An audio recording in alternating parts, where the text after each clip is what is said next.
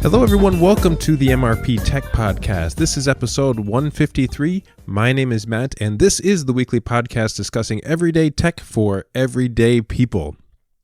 In this week's show, before we begin, I'd like to just remind everybody on a few different things. If you're interested in going back and checking out some old episodes of the show, go over to mrptechreviews.com and check out the YouTube link. All of the old shows, all the way back to episode number 1, are available on YouTube through the YouTube channel. You can also join us on Discord for our Discord chat server, and that is active all week long. So if you have an interest in the show and you want to contribute, or you just want to hang out with a great bunch of tech enthusiasts, the Discord is the way to do that. In this week's episode, what I would like to do is talk with you all about some iOS apps that I'm using for this summer. And every once in a while, I like to do sort of an iOS app review. And that's what we're going to do today. And basically, I'm going to talk to you about my favorite apps to use in the summertime. The first app that I want to talk with you all about today is something that has basically changed my life twice at this point in time. And a while back, maybe 5 or 6 years ago now, I started using the MyFitness Pal app and lost a bunch of weight and started feeling better, got my health in order. And then I sort of forgot about it for a while and I got lazy and came back to it just recently in about February, started using MyFitness Pal. If you haven't used it, it's a great way to track calories, calorie intake, your exercise, what you're eating, and just sort of keep track. And if you're somebody that, like me, who stress eats a lot, it's a way to sort of keep yourself in check so that you don't go down the path that you don't want to go down to. And MyFitnessPal has been a huge asset to me over the last few months. And I've lost about 22 pounds now, and I've got a few more pounds to go before I hit my my ideal summer weight. Another thing that I have been doing recently is I've been doing a lot of hiking. And if you are someone who likes to get outdoors and sort of you just kind of want to have an overall tracking of your progress, of where you've been, how far you've traveled, and just kind of want to have it for memory's sake, or you want to keep track of how many miles you've done in a few weeks or months or even the whole year. MapMyHike is put out by Under Armour, and I believe there's also apps available for walking. If you're you walk on the streets or something like that, or there's also MapMyRide for bike riders. All of the apps are basically the same, but MapMyHike is what I use for climbing in the mountains, and I believe I mentioned it last week in episode 152 when I was talking about my reluctance in upgrading to the iPhone XR. And MapMyHike has always been something that I use when it comes time to do just a short hike somewhere. If I do a longer hike, I usually like to keep my phone battery available just in case of emergency type of thing. But with this new phone, I think my battery would actually last through a longer hike. It seems to be fine on anywhere in 5 to 7 miles so far. The battery has been affected very little. So longer hikes than that, I think, may actually be okay as well. So MapMyHike is just something that I think everybody should use if you're going out, and it keeps tracks of all of the calories burned that you've done throughout the miles. It keeps track of elevation, keeps track of distance, it keeps track of your pace and your split pace per mile.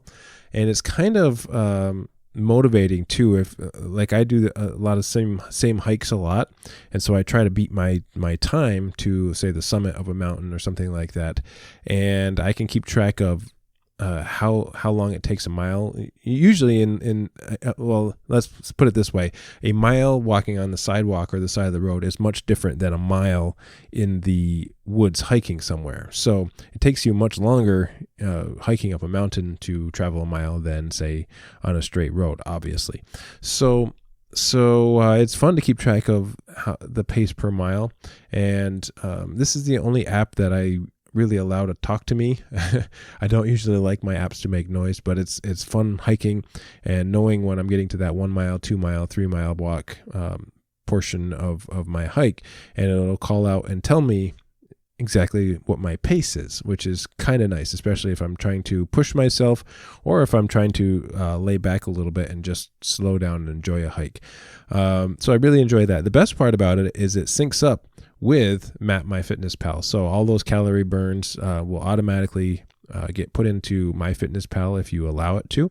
And you can kind of keep track of if you are doing a lot of exercise one day, all those extra calories, you can eat a little bit more on that day, apparently. One thing that I'm getting into is AllTrails. And it's not something that I have used a lot of. AllTrails is basically an app that will show you all of the available walking trails in your area, and it will give you a rating from other users.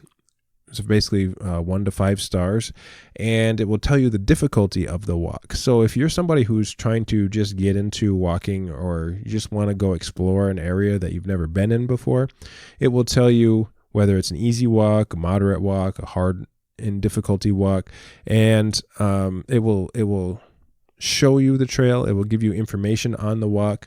It's very easy to use. AllTrails is something that I'm going to use more often throughout the summer. Basically, it allows you to plan your next trail, and whether you're at home or you are away from home, it is sort of like a companion app to all of these other apps that I've been talking about. And it allows you to plan in advance what you might want to do. Or you can learn about what's in your area that you say you're on vacation and you want to learn about some trails in the local area. This helps you do that. So I pulled it out the other day, and the maps are for my area are quite active. And it seems to me that it only shows maintained trails at this point, and I think that's a good thing, because there are a lot of other trails in my area that I'm aware of that are sort of privately owned trails, or trails that are not necessarily maintained. It might be like what's called a herd path. Just a lot of people use it, but only maintained trails show up here on this app that I am aware of.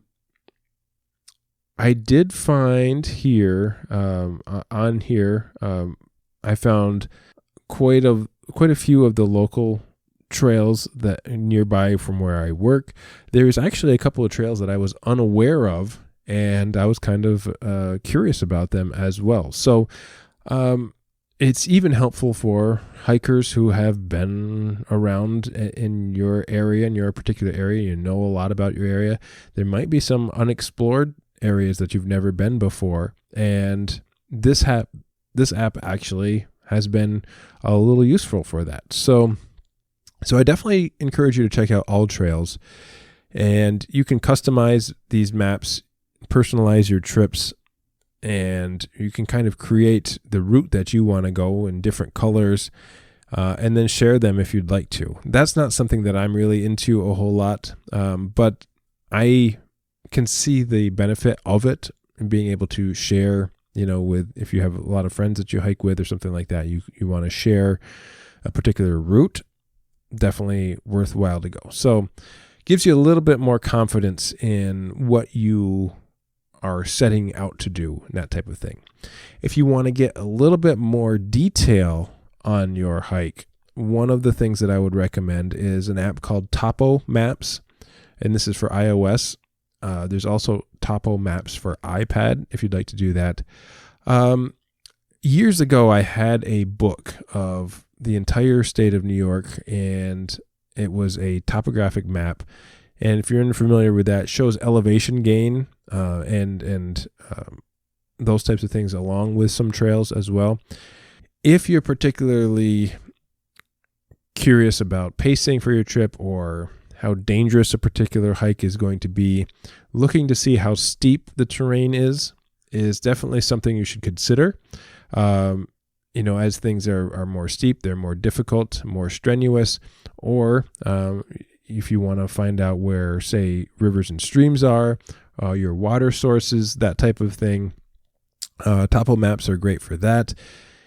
And they also do show, to a limited extent, the trails that are in the area. So I think it's just, again, another companion with, say, All Trails, that type of thing. And it's really worth having a couple of different sources before you go into a new area as far as hiking is concerned.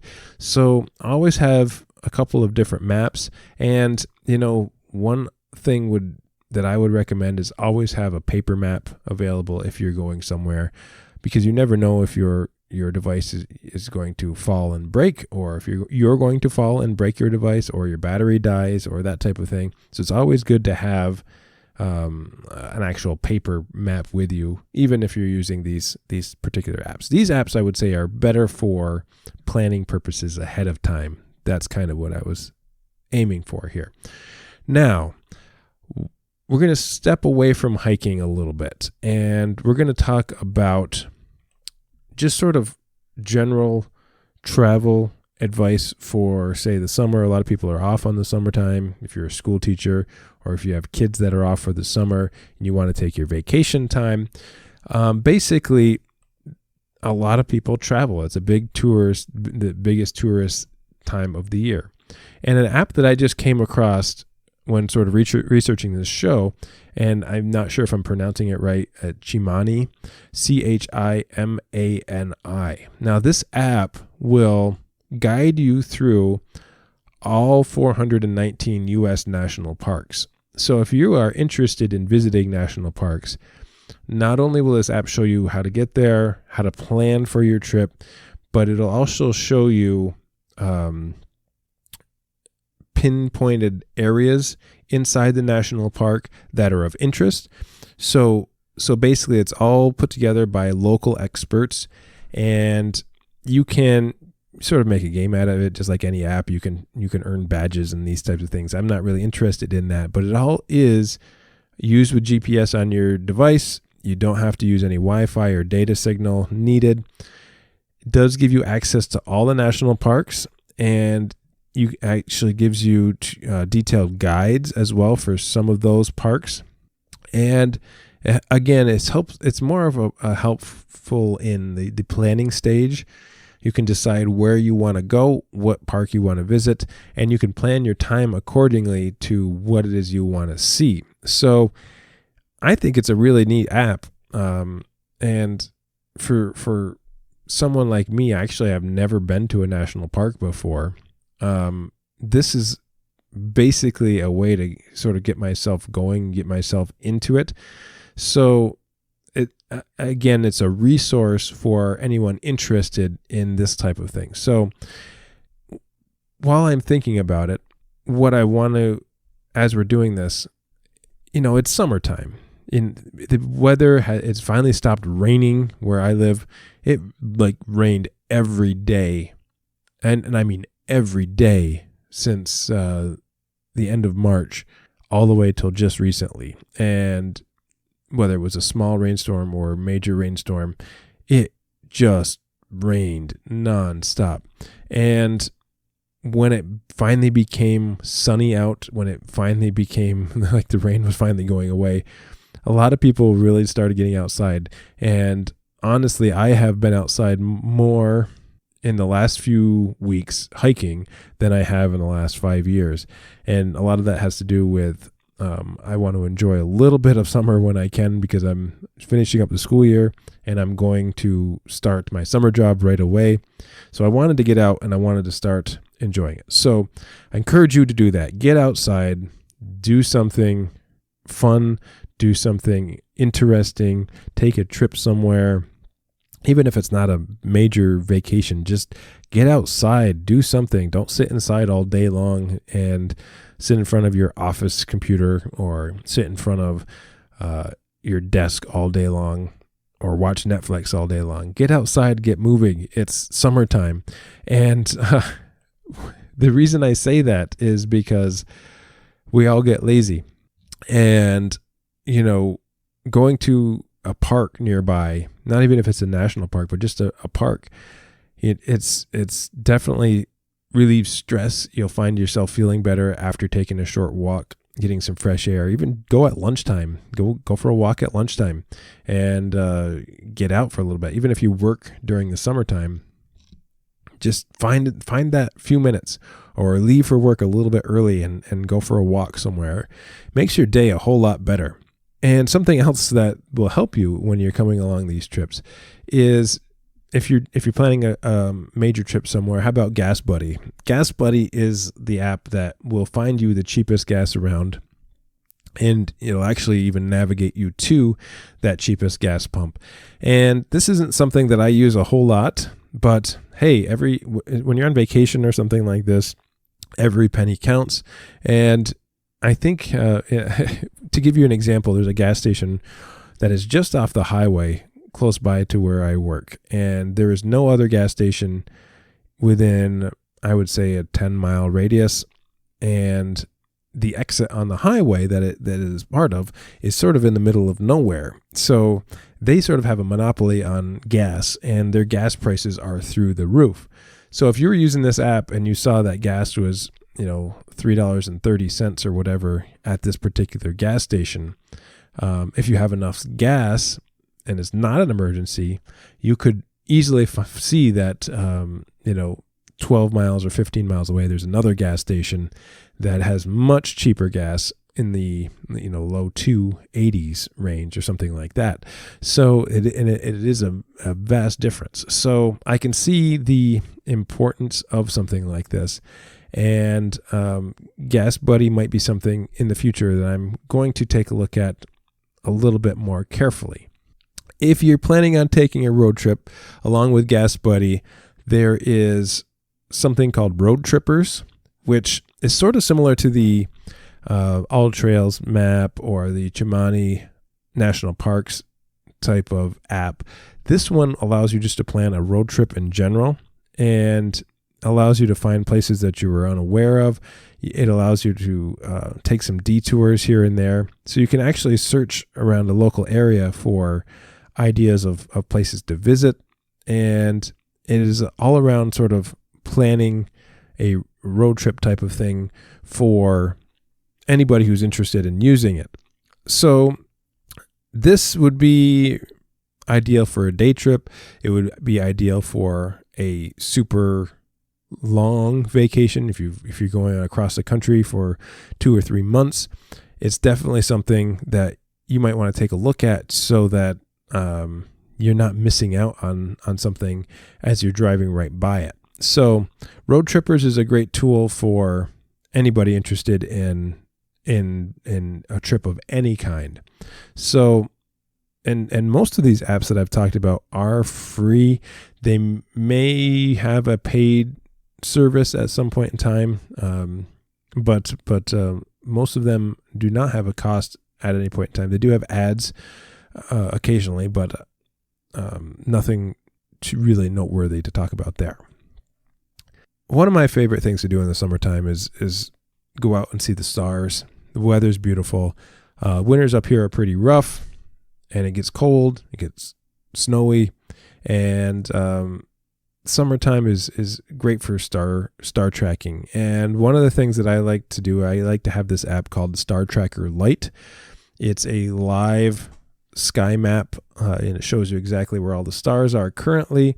And if you're somebody like me who likes to look up, then you will be able to find what star you're looking at, what constellation you're looking at, which planet you're looking at, features in the sky that you didn't know about. And once in a while I'll say, hey, what is that? That looks like a planet. That might be Mars. I think that's Mars. Okay, I take my phone out and yep, that's Mars. Okay, or that might be Saturn or Jupiter, and you're not really sure. It's kind of neat to see. So StarTracker is another app, StarTracker Lite, an app that I suggest everybody has on their phone. It uses your GPS and the gyroscope on your phone to sort of position the constellations in the sky for you, and helps you find constellations. If I'm not really well up on all the different constellations in the sky, but if you're starting to look around for that type of stuff, it's definitely helpful. That's for sure. Since it's summertime, I got to add this one on here too. The ISS Spotter app. Track the space station, watch the space station fly overhead. If you have never done that before, definitely recommend that. It is fun to watch. Just find an open field somewhere. You'll watch it fly over. It takes about 10 minutes. And depending on the angle, you can get it flying directly overhead, which takes a little longer, gets a little brighter, being one of the brightest objects in the sky as the sun reflects off of it too. So the ISS Spotter app is pretty awesome. So this is a quick review of all the different sort of apps that I'm using for this summer. It's not an all-inclusive type of thing. This was just apps that I have started using recently that I thought I'd share with all of you. Summertime is coming. So I want to say that as we wrap up this school year, that as the summer approaches, I plan on releasing a show pretty much every week. There may be intermittent weeks where the show is not produced. My summer work schedule gets very crazy. I'm not exactly sure what will happen this summer. So what I'm trying to do is make sure, and last summer I think I did a pretty good job of having a show out pretty much every week. But just want to make you aware, if there's a week or maybe a 2-week span that there's no show in the summertime, it's not because I'm pod fading. It's not because I'm going away. It's that the summer schedule does get very crazy. I work at a major tourist attraction in the summertime, and we deal with 1,000 plus people every day.